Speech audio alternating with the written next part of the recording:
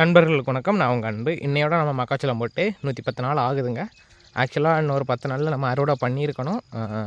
மழை இந்த பொங்கலை ஒட்டி 2-3 நாள் நல்ல ஒரு மழை கிடச்சதுனால கீழே தர நல்ல ஈரமாகவே இருக்குது. அதனால் குறைஞ்சது ஒரு 20 நாளுக்கு கண்டிப்பாக காய விட்டே ஆகணும் அப்படிங்கிற சூழ்நிலை ஆயிடுச்சு. அந்த 20 நாளைக்கும் சுற்றி வயல் பாதுகாக்க வேண்டியது தான் நம்மளோட பொறுப்பாக இருக்குது. ஏன்னா கிளிகளும் அணில்களும் அந்தளவுக்கு சேதப்படுத்திக்கிட்டு தான் இருக்குது. அணில்களை ஓரளவுக்கு அப்புறப்படுத்தினாலும் அடுத்த வயல்களில் உள்ள அணில்கள் கொஞ்சம் சேதப்படுத்தத்தாங்க செய்யுது. கிளிகளுக்கு விரட்டிக்கிட்டே தான் இருக்கிறேன், என்ன பண்ணுறது, பார்த்துக்கலாம். ஓரளவுக்கு எல்லாமே காய ஆரம்பிச்சிச்சு. இந்த 1 ஏக்கரில் பார்த்திங்கன்னா உங்களுக்கு நல்லாவே எல்லாமே காய்ச்சல் வந்துருச்சு. ஆனால் மேற்கொள்ள அந்த 1/2 ஏக்கரில் இன்னும் காய்ச்சல் சரியாக வரல. நல்லா காயணும். காய்ஞ்சா தான் அடுத்த அறுவடைக்கு நல்லபடியாக இருக்கும்.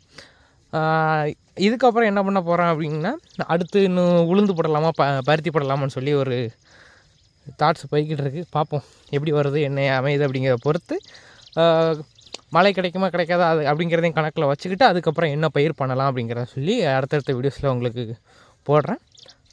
வீடியோ பிடிச்சிருந்துச்சுன்னா லைக் பண்ணிட்டு நம்ம சேனலை மறக்காமல் சப்ஸ்கிரைப் பண்ணிடுங்க. நன்றி, வணக்கம்.